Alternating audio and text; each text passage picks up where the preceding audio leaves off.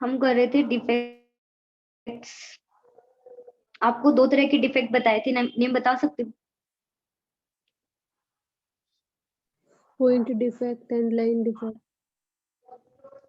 Point defect and line defect. Line हमें पढ़ना नहीं है। पॉइंट भी आपको 3 टाइप्स का बताया था, स्टोइशियोमेट्रिक, नॉन स्टोइशियोमेट्रिक और इम्प्योरिटी। इम्प्योरिटी काफी ज्यादा आसान है, बिल्कुल लास्ट में बताऊंगी। अभी नॉन स्टोइशियोमेट्रिक करते हैं क्योंकि तुम्हें उसमें ज्यादा दिक्कत आती है। फिर नॉन स्टोइशियोमेट्रिक भी दो तरह का होता है, मेटल एक्सिस और मेटल डेफिशिएंसी। फिर ये भी दो तरह का होता है। तो एक बार समझने की कोशिश करते हैं। पहले स्टोइशियोमेट्री का मुझे बताओ, कितने टाइप के पढ़े थे हमने? एक तो वैकेंसी और एक इंटरस्टिशियल। शॉर्टली, वैकेंसी डिफेक्ट और इंटरस्टिशियल किस में होता है, आयनिक में या नॉन आयनिक में? Non ionic. आयनिक सॉलिड में ये होता है। इसी को अगर आयनिक सॉलिड्स में देखा जाए तो ये कौन सा होगा? वैकेंसी डिफेक्ट शॉर्ट की में काउंट होगा ये। अगर आयनिक में देखा जाए तो उसी वैकेंसी डिफेक्ट को शॉर्ट की डिफेक्ट कहते हैं। और फ्रैंकल डिफेक्ट में क्या होता है? केटायन अपनी जगह से हटके कहाँ पर बैठा होता है? इंटरस्टिशियल साइट में। तो उसे इंटरस्टिशियल तो नहीं कह सकते पूरा पूरा, पर लेकिन फ्रैंकल में एक जगह वैकेंसी डिफेक्ट हो जाता है और दूसरे टाइम पर साथ साथ क्या होता है? Interstitial defect. ये स्टोइशियोमेट्री थे। मैं सीधा नॉन स्टोइशियोमेट्रिक पे आती हूँ आज। थोड़ा ध्यान से सुना, बहुत आसान है। नॉन स्टोइशियोमेट्री डिफेक्ट यानी कि डिफेक्ट होने, अब तुम पहले ना एग्जाम्पल देखो, उसके बाद हम जस्टिफाई करेंगे इस लाइन का क्या मतलब है। ओके, तो जरा एक बार ध्यान से सुनना, बहुत ध्यान। पहले एग्जाम्पल्स करेंगे, फिर उसका नाम जानेंगे, उसका नाम है क्या। तुम एक बात बताओ कि NaCl अगर एक क्रिस्टल है, इसका एक स्ट्रक्चर होगा। अगर एक क्रिस्टल के अंदर 150 कैटायंस हैं तो एनायंस कितने होंगे? एग्जैक्टली 150 होंगे। तभी तो इसका नाम NaCl है, इसकी स्टोइशियोमेट्री मेंटेन है। NaCl फॉर्मूला किस तरीके से आया होगा? इनका कुछ परसेंटेज, पहले एम्पेरिकल फॉर्मूला निकलता है, फिर मॉलिक्यूलर फॉर्मूला। यानी कि number of cation and ions क्या रहे होंगे? रेशियो में रहे होंगे। देखो 1:1 का रेशियो आ रहा है यहाँ से, तभी इसका फॉर्मूला NaCl है। अगर मुझे ये बताइए कि Na 150 है, क्लोरीन कितने हैं? 149। तो यहाँ पर इन दोनों की डिस्टर्ब, ठीक है। अब तुम कहोगे ऐसा तो हो नहीं सकता, ऐसा ही है। अब वो देखना कैसे, ध्यान से देखना किस तरीके से। सबसे पहले आपने नमक देख रखा है, ये बताइए। NaCl व्हाइट कलर का होता है। तो हम क्या करते हैं, एक एक वो ले लेते हैं। आपके घर में शोकेश वगैरह होंगे, एक चैम्बर ले लेते हैं। चलो, ये जैसे कि मान लो आपका कमरा है, ठीक है, ये रूम है। तो रूम में यहाँ पर एक विंडो है, उस पर कांच और अंदर सामान रखने की जगह है, ये विंडो है, ठीक है।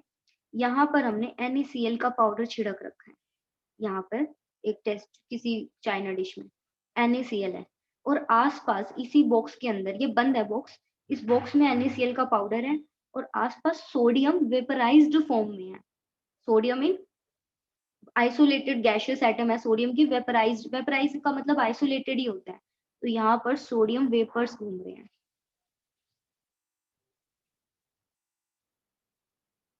क्या घूम रहे हैं? सोडियम के वेपर्स। अगर इस सिचुएशन को, एक तो नमक है और सोडियम वेपर्स हैं, अगर हम इस सिचुएशन का टेम्परेचर बढ़ा दें, जब टेम्परेचर बढ़ता है इस सिचुएशन का, तो सोडियम एटम क्या हो जाते हैं? आयोनाइज। आयोनाइज होने का क्या मतलब है? कि सोडियम के आसपास क्या घूम रहे होंगे? कुछ फ्री इलेक्ट्रॉन्स। इतना क्लियर है यहाँ तक? सोडियम वेपर्स को NaCl के कांटेक्ट में जब रखा और हीट किया तो तुमने क्या देखा? यहाँ पर कुछ कैटायन घूम रहे हैं, कुछ इलेक्ट्रॉन्स घूम रहे हैं। तो क्या होता है, ये हम इस सोल्ट को हीट कर रहे हैं, अब ये थोड़ा सा वो हो रहा है, मेल्ट होने की स्टेज पर है। पता है हमने क्या देखा? इसको पहले हीट किया फिर ठंडा करेंगे। हमने क्या देखा? इसका एक क्रिस्टल था NaCl का, कुछ ऐसा।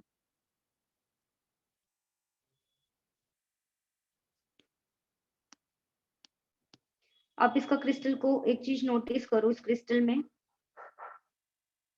1 मिनट रुक जाओ, मैं एक बार लिख लूं, तुम्हें ज्यादा क्लियर हो जाएगा फिर। मान लो कि ये मेरे पास एक सोडियम का क्रिस्टल बैठा है, ये इसकी वो है अरेंजमेंट, अरेंजमेंट को लैटिस कहते हैं। ये नमक है और आसपास सोडियम और इलेक्ट्रॉन घूम रहे हैं।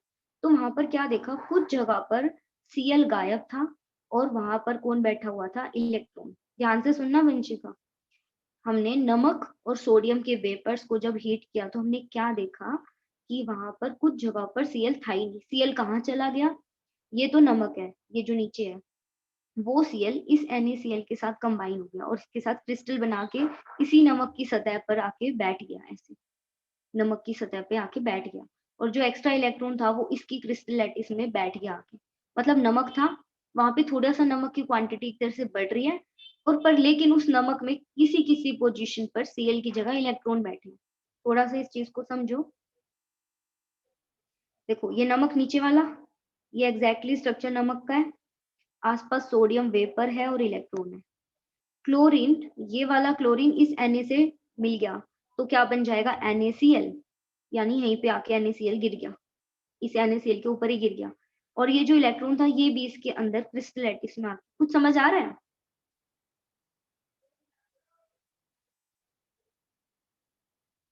कुछ समझ आ रहा है मैंने क्या किया है?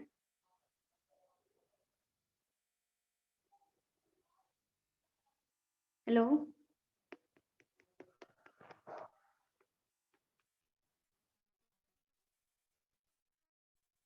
ओके, इसी तरीके से कहीं और भी ऐसा ही हुआ, Cl इस वाले Na से जुड़ गया और क्या बन गया, NaCl।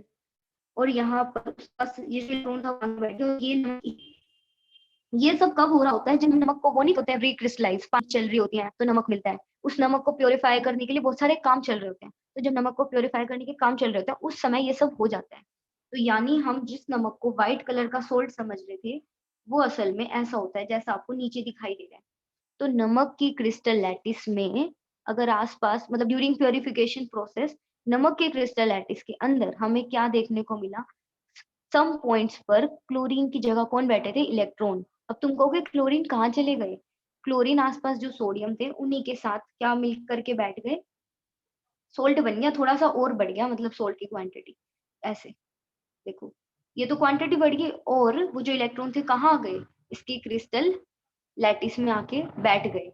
एक बात बताओ ध्यान से, अगर हम इस एक्स्ट्रा वाले को हटा दें, ये जो हमने एक्स्ट्रा जोड़ा है इसको भगा दो, ये मतलब साइड में रखो कहीं पे, कहीं और बैठ गई Cl। ये Na कौन सा है, जो ऊपर सोडियम के वेपर्स घूम रहे थे वो Na है ये। और यहाँ पर भी Cl, मैंने दो इलेक्ट्रॉन बिठाए ना, तो दो, इनको अलग करो, ये तो बाहर से कोई दूसरा है तो। अब इस क्रिस्टल लैटिस को देखो जो हमारी प्योर क्रिस्टल लैटिस थी, इसमें ये बताओ पहले के टाइम मान लो 150 थे, तुम्हें नहीं लगता कि एनायन अब कितने हो जाएंगे, 148, क्योंकि दो Cl तो किसी बाहर वाले सोडियम वाले Cl के साथ चले गए, एक्स्ट्रा सोडियम के वेपर्स ले रखे थे, नमक थोड़ी है ये। नोट करो, पहले 150 केटायन थे और 150 एनायन, Cl दो चले गए बाहर, तो 148 Cl हो गए। एक बात बताओ, क्रिस्टल केटायन कितने हैं, 150, एनायन कितने हैं, 148, पर नेगेटिव चार्ज कितना है अब भी, नेगेटिव चार्ज को देखकर बताओ उस पर कोई फर्क पड़ा, पॉजिटिव और नेगेटिविटी अब 150 ही है, क्योंकि Cl की जगह बैठे तो हैं इलेक्ट्रॉन्स। तो जब एक क्रिस्टल लैटिस के अंदर, यहाँ बना के दिखाती हूँ, एक क्रिस्टल लैटिस में केटायन है एनायन है, केटायन एनायन इस तरीके से बैठे हैं, और वहां वो शिट, एनायन आएगा यहाँ पे, एनायन थोड़ा सा समझो, ये plus minus plus minus plus minus plus minus plus plus minus plus minus minus, ये है। अब यहाँ पर आके Cl की जगह पर इलेक्ट्रॉन बैठ गया, एक है तो बाहर चला गया। इस क्रिस्टल लैटिस में अब एनायन की क्वांटिटी कम है, मास कम हो गया ना, एनायन तो चला गया, एनायन की जगह पर इलेक्ट्रॉन आ गया, यानी इलेक्ट्रिकल न्यूट्रलिटी तो मेंटेन है, पर केटायन और एनायन का जो रेशो था तुम्हें नहीं लगता उस पर फर्क पड़ेगा, जैसे कि 100 150 केटायन 150 एनायन, इसका फॉर्मूला 1 का 150 केटायन और 148 एनाइन है, ये बताओ क्या फॉर्मूले पे फर्क नहीं पड़ेगा? ये कितना,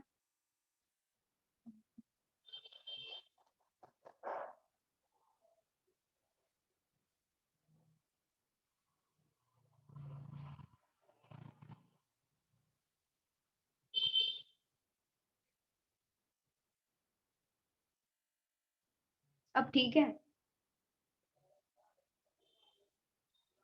अब ठीक है? ओके, मैं ये कह रही थी अगर इस तरह का डिफेक्ट हो गया है, तुम देख सकते हो केटायन और एनायन का जो रेशियो था वो चेंज हो गया है। पहले केटायन 150 है, अब भी 150 है, पर एनायन देख रहे हो 148 हो गए हैं। नोटिस करो इसको अच्छे से।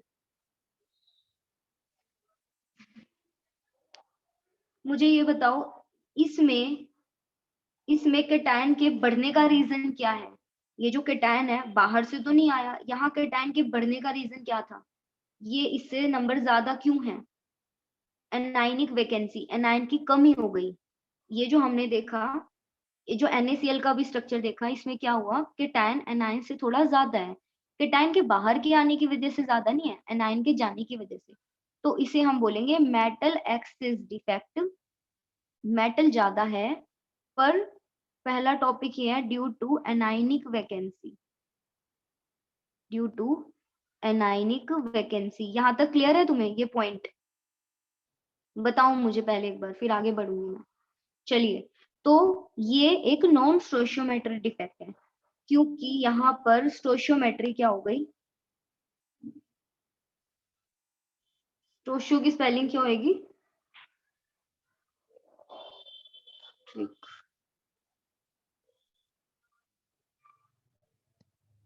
ये एक नॉन स्टोइशियोमेट्री डिफेक्ट है। इसीलिए मुझे को गलत ही लग रहा था, ओ आई आएगा। नॉन स्टोइशियोमेट्रिक, हाँ ठीक है, नॉन स्टोइशियोमेट्री डिफेक्ट है ये। क्यों? क्योंकि यहाँ अब तुम नोटिस तो करो कि यहाँ पर केटायन, अच्छा देखो शॉर्ट की में केटायन एनायन बराबर गए थे तो कुछ फर्क नहीं पड़ा है स्टोइशियोमेट्री पे। पैरेलल में केटायन अपनी जगह से कहीं और भाग गया था, कोई फर्क नहीं पड़ा।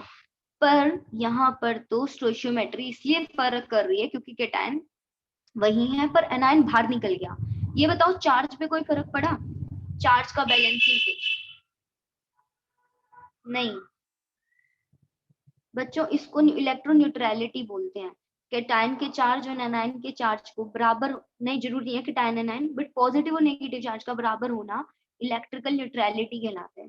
मीन्स इलेक्ट्रिकल मतलब चार्ज न्यूट्रल है, बराबर है, ठीक है। उससे जरूरी नहीं है केटायन आयन ही होना चाहिए, चार्ज होना चाहिए।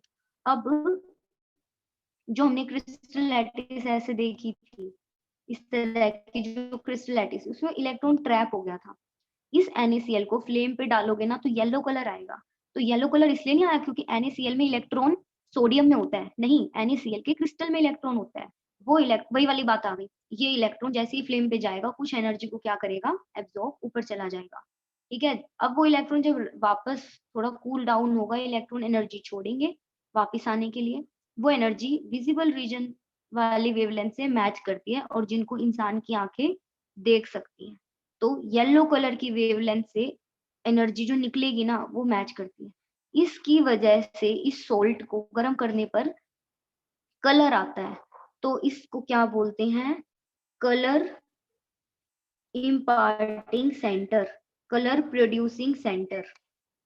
कलर को बोलते हैं फार्बन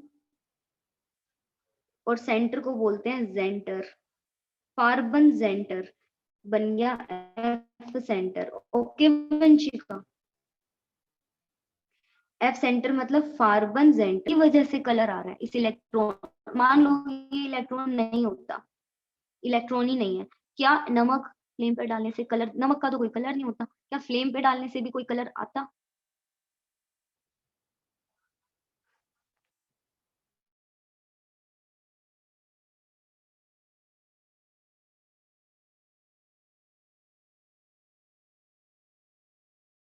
दे रही हूँ, ध्यान से सुनना।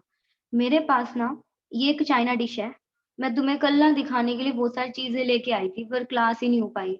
अब ऊपर रखी है, मैं कल ही दिखाऊंगी। अब ये मेरे पास वो है, एक ZNO का व्हाइट पाउडर। ZnO, ठीक है। इस ZnO को अगर तुम हीट करोगे ना, ये येलो हो जाता है। क्वेश्चन आएगा क्यों, ठीक है। इसको हीट करने से ये किस कलर, अभी ये किस कलर का है, व्हाइट कलर का है ये, अभी वैसे तुम्हें ब्लैक दिख रहा था। व्हाइट कलर का सोल्ट क्या बन जाता है, येलो। अब फ्लेम की बात नहीं कर रहे, हीट की बात कर रहे हैं। इसको हीट कर दो तो व्हाइट, देखो ये व्हाइट कलर का है, ये देखो किस कलर का है ये, अभी ये व्हाइट कलर का है। हीट करने से किस कलर का हो जाएगा, हीट करने से किस कलर का हो जाएगा, पीला, येलो, ठीक है। अब पढ़ना है वाई, क्यों होएगा येलो, देखो ध्यान से।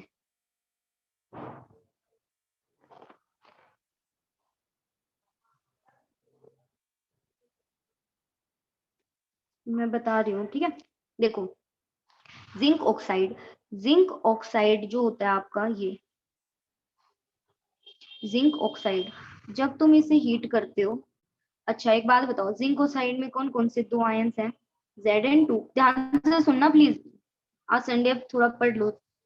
Zn और O, ये जिंक तो एज इट इज रहता है, पर जो ये ऑक्सीजन है ना, ये अपने दो इलेक्ट्रॉन हीट करने के बाद लूज कर देते हैं। तो अगर ऑक्सीजन अपने दो इलेक्ट्रॉन छोड़ेगा तो क्या बन जाएगा, सिंगल ऑक्सीजन। सिंगल ऑक्सीजन को हम ऐसे भी तो लिख सकते हैं,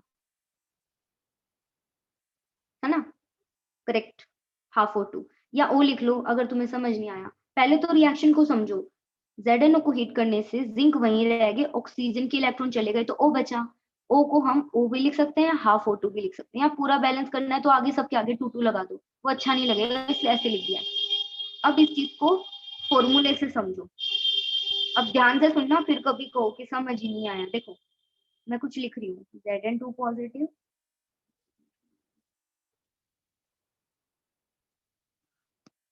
मैं आपकी बार ना 4 वाली लाइनें पता है क्यों बना रही हूँ, क्योंकि इससे तुम्हारी अंडरस्टैंडिंग थोड़ी तेज होगी, मतलब तुम्हें कैटायन एनायन बराबर लगेंगे, इसीलिए कंफ्यूजन हो रही है बड़ी।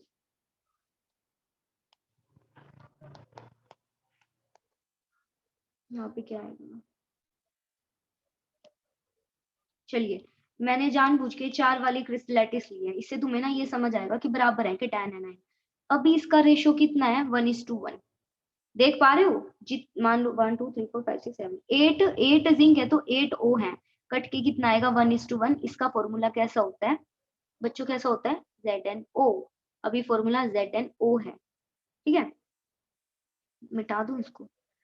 अब देखो, जब इसको आप हीट कर देते हो, मैं इसी को कर दूं चेंज, एक बार इसको ना इमेज को अपने माइंड में स्टोर कर लो, मैं इसी को चेंज करूंगी थोड़ा, नहीं तो दोबारा लिखना पड़ेगा। मैं इस पाउडर को अगर हीट कर लूं, ये देखो हीट कर दी, यहाँ पे स्ट्रक्चर बना देती हूँ। ये एक डब्बे चाइना डिश के अंदर हमने इसको क्या किया, हीट कर दिया, ये फ्लेम थी, इसको मैंने हीट कर दिया। जब हीट करूंगी तो बताओ क्या चेंजेस देखने को मिलेंगे,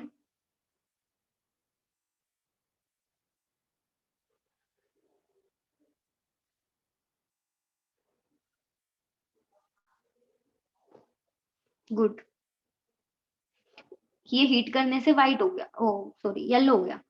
क्या हमें पढ़ना है क्यों, अब वो इसमें एक डिफेक्ट हो गया है असल में, डिफेक्ट मतलब हुआ नहीं है, होता ही है इसके पाउडर में, जब ये बनता है ना तो इसमें डिफेक्ट ही था, बाद हीट करने से डिफेक्ट नहीं हुआ, हीट करने से तो येलो कलर आया। क्वेश्चन ये है कि ऐसा क्या था, तो डिफेक्ट होता है सॉलिड्स के अंदर, मतलब कुछ भी वैसे भी परफेक्ट नहीं है, आप मैं कुछ भी इस दुनिया में, अगर परफेक्ट आइडियल सब कुछ होता तो रिएक्शन होता, अच्छा एक बात बताओ, कुछ भी आइडियल होता तो क्या रिएक्शन होती, एटम एक स्टेबल होता तो रिएक्शन ही नहीं करता, तो एटम भी स्टेबल नहीं होते तभी तो रिएक्शन करते हैं। हीलियम नियॉन ये सब आइडियल मान सकते हो, क्योंकि ये बंदे कम से कम रिएक्ट ही नहीं करते, ये आइडियल है। बाकी सब कैसे हैं, नॉन आइडियल, क्योंकि सब रिएक्शन कर रहे हैं एक दूसरे से। तो अब देखो क्या हुआ था असल में, ये जो आपको सब्सटेंस दिख रहा है ना, ये इसके अंदर डिफेक्ट है, और वो कैसा है, जब ये बन रहा था कभी, तब ये हीट वीट भी हुआ होगा, अपने आप तो बना नहीं, कुछ हुआ ही होगा उस समय पर। अब देखो क्या होगा, ये जो आपको सब्सटेंस दिख रहा है, अब जैसे ये हीट हुआ, इसका ऑक्सीजन क्या हुआ, उड़ गया। देखो ये जो ऑक्सीजन दिख, सिर्फ इसको पकड़ लो, इसने अपने 2 इलेक्ट्रॉन लूज कर दिए और लूज करके वो इलेक्ट्रॉन एक यहाँ बैठा है सपोज और एक यहाँ बैठा है, पर इसके अंदर से जो ऑक्सीजन था वो उड़ गया। क्या हो गया यहाँ से ऑक्सीजन, ये इसको पकड़ो और बाहर उड़ा दो, ये गया ऑक्सीजन उड़ के आउट चला गया। अब यहाँ पर अब तुम कहोगे ये तो एनायन की वैकेंसी हो गई, नहीं। अब पता है क्या हुआ, ये जो इधर बैठा था ना ये जिंक, देखो ये वाला, ये सरक के धीरे धीरे धीरे धीरे ये वाला ऑक्सीजन तो यहाँ बैठ गया आके थोड़ी देर में, ठीक है, ये ऑक्सीजन फिर इधर वैकेंसी हो गई, कहीं और का ऑक्सीजन आके फिर से यहाँ बैठ गया जो इसके इधर उधर था, थोड़ा आसपास की जगह में था। इस तरीके से जो साइड वाला ऑक्सीजन था वो खिसक खिसक के यहाँ आ गया और थोड़ा अंदर से बाहर चला गया। अब इसमें थोड़ा सा जिंक हाई नहीं होगा, कहीं अगर मान लो कहीं दूर का ऑक्सीजन यहाँ आके बैठ गया तो उधर जिंक भी तो पड़ा होगा कहीं दूर, सोचो इसके बराबरी में कहीं दूर ऑक्सीजन इधर खिसक खिसक के स्पेस था तो आ गया, जिंक भी तो पड़ा होगा वहां एक्स्ट्रा, फिर वो जिंक छोटा होने की वजह से वो जिंक इधर ही कहीं आके बैठ जाएगा वॉइड में, क्योंकि कैटायन कैसे होते हैं छोटे। मैं स्टोरी से सुना रही हूँ तुम्हें, ये जो सब्सटेंस था पहले वाली सिचुएशन याद करो, आइडियल अरेंजमेंट थी बट आइडियल नहीं होती, आया समझ में कुछ। जैसे ही इसको हीट करते हैं कुछ ऑक्सीजन एलिमिनेट हो गई, वहां पर वैकेंसी तो आई बट वो वैकेंसी दिखेगी नहीं, नहीं दिखी क्योंकि साइड का ऑक्सीजन सरक के वहां बैठ गया और साइड का जो जिंक था ना इसके बराबर में कहीं यहाँ पर देखो ये रहा, ये था इसके बराबर में ये बैठा था, ये इतना बड़ा मटेरियल था, ऐसे मैं लिख के दिखा देती हूँ तुम्हें, चलो ये इतना बड़ा मटेरियल था। जब ऑक्सीजन उड़ के गया, जब ऑक्सीजन ये वाला ऑक्सीजन उड़ के चला गया तो ये वाला ऑक्सीजन आके यहाँ बैठ गया, ये लो ये ऑक्सीजन यहाँ बैठा, ऐसे ही ये वाला जिंक उठ के ये लो इधर से इधर आके बैठ गया वॉइड में इंटरस्टिशियल साइट में, ऐसे ही एक ऑक्सीजन और उड़ गया, एक इलेक्ट्रॉन यहाँ आ गया एक इधर, 2 इलेक्ट्रॉन निकल रहे हैं और ये वाला जिंक सरक के इधर क्रिस्टलैटिस में बैठ गया और जहां से ऑक्सीजन गई थी, मान लो इस बार ऑक्सीजन यहाँ से गई थी, ये साइड वाली ऑक्सीजन यहाँ आके बैठ गई। तो एक बात बताओ, मॉलिक्यूल थोड़ा सा उसका वो कम नहीं हो गया, क्या बोलते हैं कंटेंट उसका जो क्वांटिटी, क्योंकि साइड वाले क्रिस्टल कंप्रेशन हो गया एक तरह से, वो भींच गया एक तरह से, कंप्रेस हो गया वो सब्सटेंस, इतना बड़ा सब्सटेंस इतना हो गया। आपको ये थोड़ी पता था पहले क्या है अब क्या है, तुम्हें थोड़ी पता है, आप तो बस मटेरियल देखते हो। अब इस मटेरियल को देख के बताओ क्या इसमें आपको कहीं पे भी एनायन की वैकेंसी नजर आ रही है, कहीं पर भी, देख के बताओ। आप तो रियलिटी में वो देखते हो ना जो दिख रहा है, आपको इसमें वैकेंसी नहीं दिख रही, पर लेकिन तुम्हें इसमें कैटायन एक्स्ट्रा दिख रहे हैं एनायन से, देखो इसमें कैटायन एक्स्ट्रा हैं और वो भी इंटरस्टिशियल साइट में, तो ये मेटल एक्सेस हुआ क्योंकि मेटल की। अच्छा एक बात बताओ, ऑक्सीजन उड़ गया यहाँ से, देखो चार्ज तो बैलेंस है, पॉजिटिव चार्ज बराबर नेगेटिव चार्ज, कूल। नंबर 2, क्या कैटायन और एनायन का रेशियो बैलेंस है जितना पहले था, पहले 8 कैटायन थे और 8 एनायन थे। अब तुम्हें नहीं लगता, यस क्यों लिख रहे हो भाई, अब मुझे यस और नो का मतलब समझ नहीं आया क्या बोल रहे थे। आई थिंक तुम्हारा यस कहने का मतलब है कि तुम एग्री हो मेरी बात से। यहाँ पर कैटायन और एनायन का रेशियो बदल गया क्योंकि पहले 8 कैटायन 8 एनायन थे, 2 कैटायन एनायन चले गए, अब कितने हैं यहाँ पर, कैटायन ज्यादा एनायन कम, तो रेशियो सपोज करो ये रेशियो है सपोज, तो क्या ये तुम्हें दिख रहा है ये 1 ऐसा रेशियो नहीं लग रहा, 1 पॉइंट समथिंग,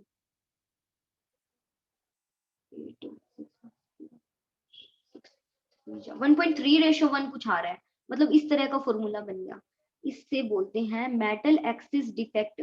पर लुक एट द क्रिस्टल, ये क्रिस्टल स्ट्रक्चर है, लुक एट दिस, आपको कहीं पे भी एनायनिक वैकेंसी नजर नहीं आ रही, नोटिस करो, नो एनायनिक वैकेंसी, सिर्फ ऐसा लग रहा है कैटायन एक्स्ट्रा है कहीं बाहर से, है ना, ऐसा लग रहा है बस कि कहीं दूर बाहर से कैटायन आके बैठा है जबकि एनायन गया था,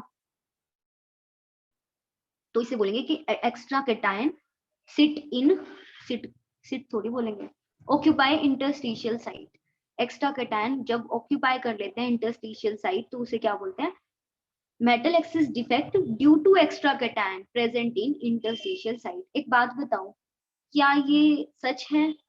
क्या ये केटायन बाहर से आया है? क्या ये सच है? बच्चों एक बार बताओ, क्या ये बाहर से आया है? नहीं, बाहर से नहीं आया हेमा, बाहर से नहीं आया था। येलो कलर जिसने लिखा था वो ध्यान रखना, बाहर से नहीं आया था, ऑक्सीजन ही गया इस बार। ठीक है, ऑक्सीजन ही तो गया था, ऑक्सीजन बाहर चला गया और साइड वाली जो, इसी के साइड वाले जो पार्टिकल्स है वो इधर सरक सरक के आगे कंप्रेशन हो गया, तो इसे बोलेंगे metal excess defect due to. अच्छा देखो, पिछले केस में भी मेटल एक्सिस डिफेक्ट था, है ना? वो किस वजह से था पता नहीं, मैंने मिटा दिया कि नहीं। देखो यहाँ पे मेटल एक्सिस डिफेक्ट है, ये रहा देखो, पर यहाँ पे केटायन ज्यादा है। देखो Cl आपको कम नजर आ रहे होंगे सोडियम से, देखो एक बार,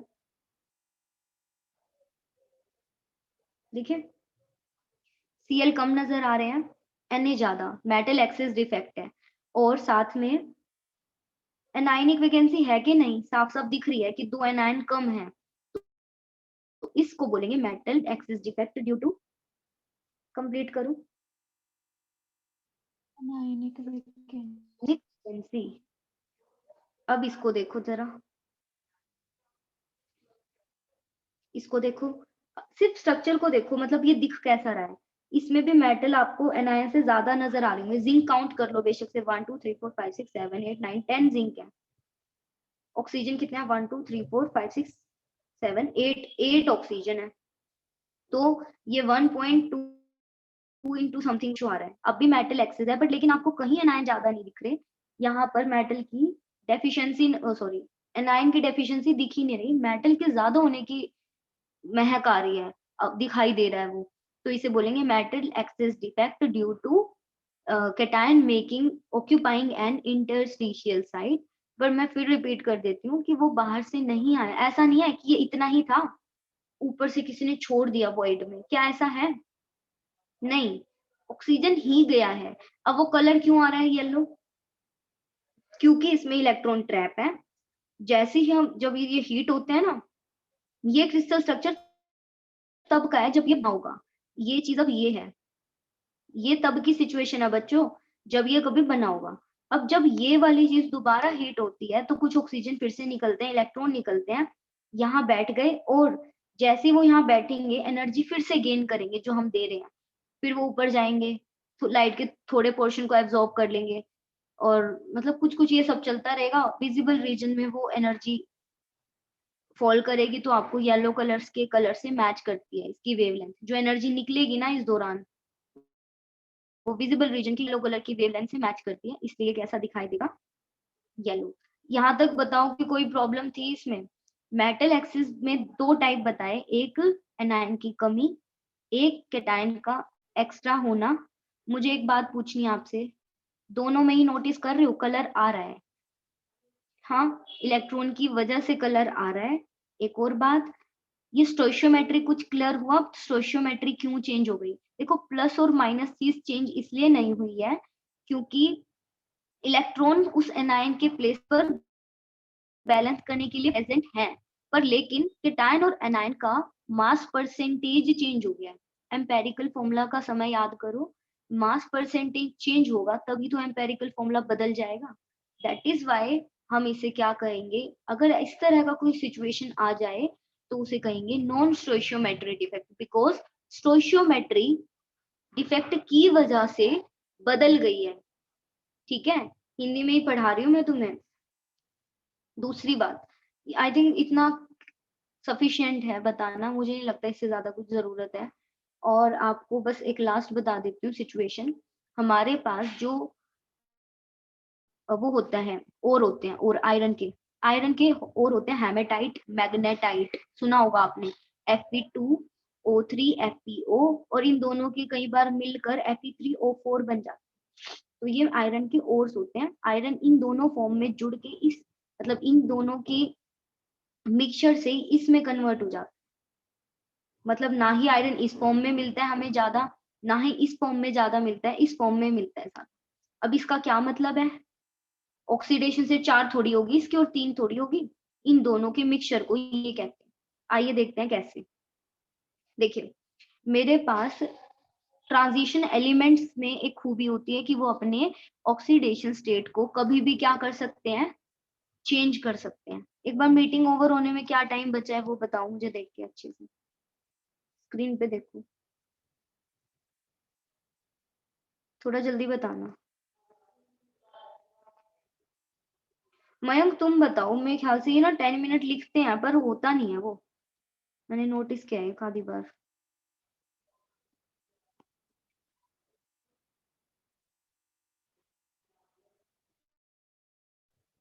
बच्चों मैं ना थोड़ा स्पीड में बोलूंगी, देखना उसको। एफई में खूबी होती है कि वो अपने ऑक्सीडेशन स्टेट को कभी भी क्या कर लेता है, चेंज, 2 से 3 में चला गया। ठीक है, एक बात बताओ, कोई चीज अपनी जब ऑक्सीडेशन स्टेट करे चेंज करेगी, Fe2 ऑक्सीडाइज हो गया, क्या बन गया, Fe3+। नोटिस करो एक बार देखो, Fe2 gets converted into what, Fe3+। तो ये देखिए मैंने कहा ये Fe ऑक्सीडाइज हो गया Fe3+ में, कितना चेंज आया पॉजिटिव चार्ज में, 1। कहीं पे एक और Fe2 3 बना पाया, और कहीं पे क्या हुआ, अच्छा एक बात बताओ कितना चार्ज बढ़ गया पॉजिटिव,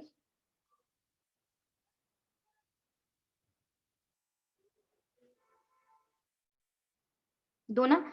कहीं पे मुझे पता है क्या मिला, एक Fe कम मिला, यहाँ पे नहीं बनाती हूँ, मान लो कि यहाँ पर एक Fe ये ऐसा मिला क्रिस्टलैटिस, ये क्रिस्टलैटिस है किसी ये एक सब्सटेंस है, ये उसका क्रिस्टलैटिस दिखाई दे रहा है सामने।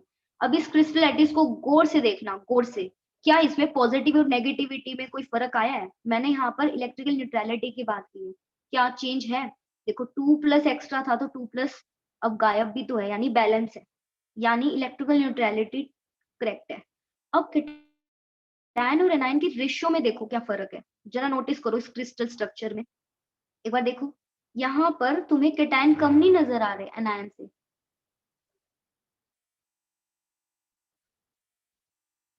यस देखो कैटायन कम है, 1 2 3 4 5 6 7 तो कैटायन है, एनायन 8 है, तो ये तो 1:1 टाइप रेशियो बन गया। तो आप देख सकते हो यहाँ पर क्या है, कैटायन की वैकेंसी हो गई, एनायन ज्यादा नहीं आया यहाँ पे, पर इसकी क्रिस्टलैटिस में कैटायन था ही नहीं भाई, बिल्कुल भी नहीं है। दिस इज, इसमें इसका फॉर्मूला देखो FeO भी तो है, और इसका फॉर्मूला Fe2O3 जैसा भी है, इसको बोलते हैं Fe3O4। Fe3O4 का ये स्ट्रक्चर होता है। Fe3O4 मतलब कुछ कुछ आयरन +2 स्टेट में बैठे हैं, कुछ कुछ आयरन +3 स्टेट में भी बैठे हैं, इन दोनों के कॉम्बिनेशन को ही Fe3O4 बोलते हैं। ठीक है, अब हमें इसकी जरूरत नहीं है, हमें सिर्फ इस स्ट्रक्चर को है, इसे कौन सा डिफेक्ट कहेंगे, क्या स्टोइशियोमेट्री पे तुम्हें दिख नहीं रहा फर्क होते हुए, ड्यू टू डिफेक्ट, तो इसे बोलेंगे नॉन स्टोइशियोमेट्री डिफेक्ट। बट यहाँ मेटल एक्सेस नहीं है, मेटल डेफिशिएंसी है, तो यहाँ पर इसे बोलेंगे मेटल डेफिशिएंसी डिफेक्ट, क्योंकि यहाँ पर कैटायनिक वैकेंसी क्रिएट हो गई, मैंने नहीं की, मतलब हम पढ़ रहे हैं कि ऐसा भी होता है किसी किसी सॉलिड में, हम नहीं कर रहे इसको, ठीक है, हमने नहीं किया, साइंटिस्ट हम इंसान ने नहीं किया, ये मतलब नेचुरली चीजें हैं कि भाई ऐसा होता है एक सॉलिड, हम पढ़ रहे हैं कि अगर ऐसा सिचुएशन होगा तो उसे क्या कहेंगे। मैं आपके सामने एक ये स्ट्रक्चर दिखाई है, यहाँ पर कौन सा डिफेक्ट है, साफ साफ दिख रहा है नॉन स्टोइशियोमेट्री, मेटल एक्सिस है या डेफिशिएंसी है, डेफिशिएंसी। और ध्यान रखना इसकी खूबी क्या है, आप कैसे पहचानो, बच्चों एक मिनट रुक जाओ, इसको कैसे पहचानोगे डेफिशिएंसी डिफेक्ट है कि एक्सेस, देखो साफ साफ है, एक तो डेफिशिएंसी है, आपको किसी भी क्रिस्टल स्ट्रक्चर में 2 ऑक्सीडेशन स्टेट दिख जाए ना, जैसे यहाँ पे 2+ भी दिख रहा है और 3+ भी दिख रहा है, तो तुम्हें एकदम से माइंड में आएगा अरे ऐसा तो तभी हो सकता है जब कोई एलिमेंट अपनी ऑक्सीडेशन स्टेट बदल ले, तो जब ऐसा हो जाए ना तो उसे कहते हैं metal deficiency defect. I hope कि क्लियर है, आई जस्ट होप। ओके, यहाँ देखिए, इसमें देखते ही पहचान लोगे, देखो यहाँ पे एनायन कम है, कैटायन ज्यादा है तो ये हो गया metal excess defect due to anion की वैकेंसी, एनाइनिक वैकेंसी। तो ये क्रिस्टल स्ट्रक्चर आपको दिख जाए तो क्या बोलोगे, metal excess defect due to anionic vacancy. अब इसको देखो, इसको एकदम से देखते ही तुम्हारे माइंड में आ जाएगा metal excess defect due to what, extra cations, क्योंकि एनाइन की वैकेंसी दिख ही नहीं रही, इसमें एक्स्ट्रा दिख रहे हैं कैटायंस। इतना क्लियर हुआ तुम्हें? बताओ, मेटल एक्सिस डिफेक्ट दो तरह के और मेटल डेफिशिएंसी डिफेक्ट एक तरह का। मेटल डेफिशिएंसी डिफेक्ट में पहचानने की ट्रिक ये है कि दो ऑक्सीडेशन स्टेट में मेटल मिलेगा और एक दो जगह वैकेंसी दिखेगी, right. Metal excess defect due to cationic extra interstitial site में प्रेजेंट, ये तुम्हें साफ साफ दिख जाएंगे, कैटायन ज्यादा होंगे और इलेक्ट्रॉन इधर उधर पड़े होंगे, खाली इलेक्ट्रॉन। और ये इसको क्या देखोगे, एनाइन की कमी हो रखी होगी कहीं पे। क्लियर हुआ कुछ आज? एक बार बताना बोल के, मैं स्क्रीन शेयर कर दूं। हाँ दी। कुछ अब भी पूछना है तो पूछ लेना, क्योंकि टाइम तो है, इस बार तो पहली बार इतना टाइम है कि पेपर ही नहीं हो रहे। आपके पेपर होंगे अभी फेब में, मार्च में, गवर्नमेंट स्कूल वालों के। मतलब मैं अपना बता रही हूँ, तुम्हारा नहीं पता मुझे।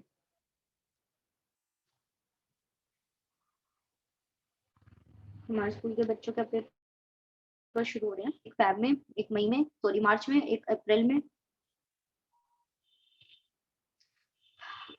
स्क्रीन आ रही है आपके पास? हाँ जी। चलो मैं ना फटाफट से बोल रही हूँ, आई थिंक 1 मिनट बची होगी। नॉन स्टोइशियोमेट्री डिफेक्ट, ये डेफिनेशन पढ़ लेना, दो तरह के होते हैं। उसके बाद साफ साफ देखो, ये क्या है, मेटल डेफिशिएंसी डिफेक्ट। देखो ये रहा, इलेक्ट्रॉन आ गया, सीएल भाग गया। ये ध्यान रखना, NaCl का कलर कैसा होता है, येलो। LiCl में कैसा कलर आएगा, LiCl में पिंक, KCl में वॉयलेट, वॉयलेट को लाइलैक भी कहते हैं, लाइलैक। NaCl में येलो। एक बार नोट्स पढ़ के देखना, तुम्हें पक्का क्लैरिटी मिलेगी इस पूरे को। मेटल, इसको देखो अब, metal excess defect due to extra cation. देखो ये इतना बड़ा स्ट्रक्चर था, कंप्रेशन हो गया, देखो कंप्रेशन है ना, ऑक्सीजन निकल गई। तो देखो एक्स्ट्रा कैटायन ये बैठा और ये रहा, उसके बैलेंस करने के लिए इलेक्ट्रॉन, ठीक है। और तीसरा मेटल डेफिशिएंसी डिफेक्ट, यहाँ देखो Fe के कुछ Fe3 बन चुके और यहाँ गई वैकेंसी। तो ये तब होता है, ये मेनली तब होता है जब ट्रांजिशन मेटल अपनी ऑक्सीडेशन स्टेट को क्या कर ले, चेंज कर ले। तो देखो FeO का फॉर्मूला 1:1 की रेशियो में होना चाहिए था, पर फॉर्मूला इस तरह का होता है या इस तरह का होता है, इस तरह के फॉर्मूले होते हैं। क्यों? क्योंकि कुछ Fe2 प्लस Fe3 में क्या हो जाते हैं, कन्वर्ट। कुछ समझ आ रहा है मैंने क्या बोला? यहाँ पर एक Fe2 प्लस 3 में बदल गया, ये भी 3 में बदल गया, तो दो चार्ज एक्स्ट्रा थे, तो यहाँ पर एक एटम भाग गया, Fe2 प्लस का बैलेंस हो गया। ये Fe3 बन गया, ये भी 3 बन गया, तो 2 प्लस एक्स्ट्रा हो गया, तो ये भाग गया।